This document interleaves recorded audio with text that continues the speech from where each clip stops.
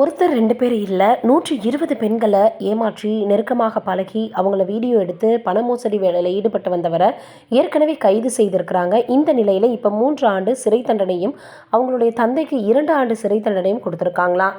அவங்களுடைய பெயர் காசி.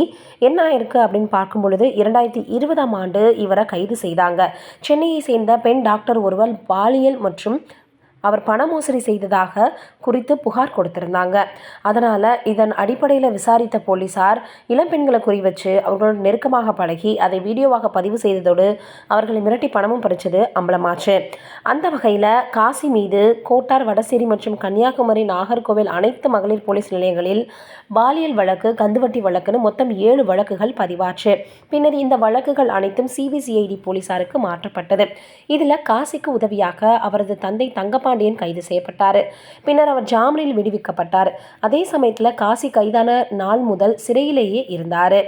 இதையனை அடுத்து காசி மீது தொடரப்பட்ட ஒரு பாலியல் வழக்கில் கடந்த 2022ஆம் ஆண்டு ஜூன் மாதம் காசிக்கு சாகும் வரை ஆயுள் தண்டனை மற்றும் 1 லட்சம் அபராதம் விதித்து நீதிமன்றம் தீர்ப்பளித்தாங்க. அதே சமயத்தில் மீதம் இருக்கக்கூடிய 6 வழக்குகளில் 2 வழக்குகளில் சிபிசிஐடி போலீசார் குற்றப்பத்திரிகை தாக்கல் செய்தாங்க. நாகர்கோவில் அலெக்சாண்ட்ரா ஃப்ரெஷ் ரூட்டை சேர்ந்த டிராவிட் என்பவர் வடசேரி காவல் நிலையத்தில் தொடர்ந்து கந்துவட்டி விலக்கு விசாரணையும் கொடுத்து வந்தார். அவருடைய தந்தை தங்கபாண்டியன் மற்றும் வடசேரியை சேர்ந்த புரோக்கர்கள் நாராயணன், காசி 3 பேரும் சேர்ந்து 2 லட்சம் கடனுக்கு டிராவிடிடமிருந்து கந்துவட்டி வசூலித்ததும், மேலும் டிராவிட் மோட்டார் சைக்கிளை போலி ஆவணங்களை தயாரித்து காசியினுடைய பேருக்கு மாற்ற முயற்சி பண்ணியிருக்காங்களாம். இதன் அடிப்படையில் இப்போ அந்த ஒரு வழக்கும் இவருடைய தலையில் வைக்கப்பட்டது. இப்போ இதற்கு தீர்ப்பு கூறியிருக்காங்க. காசி மற்றும் புரோக்கர் நாராயணனுக்கு 3 ஆண்டு சிறை தண்டனை, தங்கபாண்டியனுக்கு 2 ஆண்டு சிறை தண்டனை விதிக்கப்பட்டிருக்கு. கந்துவட்டி வழக்கில் சிறை தண்டனை விதிக்கப்பட்ட சம்பவம் இப்போ பரபரப்பை ஏற்படுத்தியிருக்கு. இந்த மாதிரி ஜென்மங்கள் எல்லாம் என்னதான் பண்ணுறதுனே தெரியல. நீங்கள் என்ன நினைக்கிறீங்கன்னு மறக்காமல் கமெண்ட்டில் சொல்லுங்கள். இது ஒரு புறம் இருக்க, இன்னொரு புறம் என்ன ஆயிருக்கு அப்படின்னா, கேரள எல்லையில் தன்னுடைய காதலன் மிகப்பெரிய அளவில் என்ன பண்ணார் அப்படின்னு தெரியல. ஆனால் காதலி கிருஷ்மா அவர்கள் ஜூஸில் விஷம் கொடுத்து அவரை கொலை செய்திருக்கிறாங்க.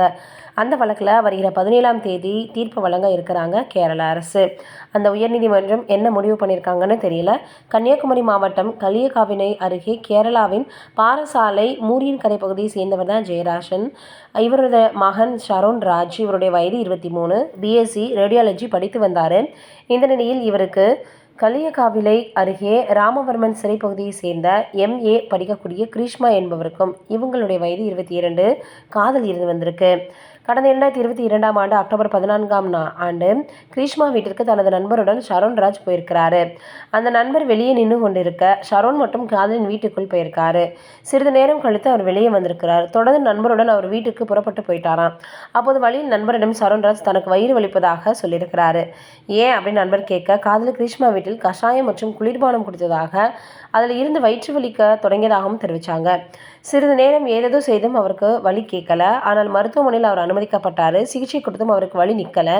இதையடுத்து ஷரோனின் உடல்நிலை மிகவும் மோசமடைஞ்சிருக்கு. ஷரோன் ராஜ் கடந்த 2022ஆம் ஆண்டு அக்டோபர் மாதம் 25ஆம் தேதி பலியானார். இந்த நிலையில் மருத்துவமனையில் ஷரோன் ராஜுக்கு எடுத்த இரத்த மாதிரிகளில் அவருடைய இரத்தத்தில் விஷம் கலந்திருப்பது தெரிய வந்திருக்கு. இருந்தாலும் அந்த பெண்ணை ஷரோன் ராஜ் எந்த சூழலிலும் காட்டி கொடுக்கவே இல்லையாம். இதைத் தொடர்ந்து போலீசார் கிருஷ்மாவை கைது செய்திருக்கிறாங்க. அவரும் கிருமி நாசினி குடித்து தற்கொலை முயன்றிருக்கிறாரு. ஆனால் அவரை போலீசார் காப்பாற்றி சிகிச்சைக்கு அனுப்பி வச்சாங்க. கிருஷ்மாவுக்கு வேறு ஒருவருடன் திருமணம் நிச்சயிக்கப்பட்டு விட்டதால் ஷரோன் ராஜ் இந்த திருமணத்தை நிறுத்த அவருடன் ஊர் சுற்றி ஃபோட்டோக்கள், வீடியோக்கள், அதற்கப்புறம் புது மாப்பிள்ளையிடம் அதை காட்டி விட்டுருவாரோ அப்படின்ற அச்சத்தில் தான் இது போல் அவங்க செஞ்சுருக்கிறாங்க அப்படின்னு வாக்குமூலத்தில் தெரிவிச்சிருக்கிறாங்களாம். அவருடைய வீட்டில் இருந்த விஷ பாட்டிலை போலீசார் கைப்பற்றியிருக்காங்க. இந்த வழக்கில் கிருஷ்மா, தாய் சிந்து, மாமா நிர்மல் உள்ளிட்டோர் கைது செய்யப்பட்டிருக்காங்க. ஷரோன் ராஜ் கொலை வழக்கு பெரும் அதிர்ச்சி ஏற்படுத்திய நிலையில் இந்த கொலை வழக்கில் வருகிற 17ஆம் தேதி கேரள உயர்நீதிமன்றம் தீர்ப்பு வழங்கியிருக்கு. எந்த மாதிரியெல்லாம் கடவுள் கொடுக்கக்கூடிய ஒரு உயிரை எப்படிலாம் எடுக்கணும் மற்றவர்கள் முயற்சிக்கிறாங்க அப்படின்றது ரொம்பவே வேதனையாக இருக்குது. வாழ்க்கையில் எந்த மாதிரியெல்லாம் முடிவுகள் வரும், எப்படியெல்லாம் அவங்களுடைய மனநிலை போகுது, ஒரு சூழ்நிலையில் அவங்க கட்டுப்படுத்தப்படும் போது எந்த மாதிரியெல்லாம் மாறுறாங்கன்றது பார்க்கக்கூடிய, கேட்கக்கூடிய நம்மளுக்கே ரொம்பவே கஷ்டமாக இருக்குது. நீங்கள் என்ன நினைக்கிறீங்கன்னு கமெண்ட்டில் சொல்லுங்கள்.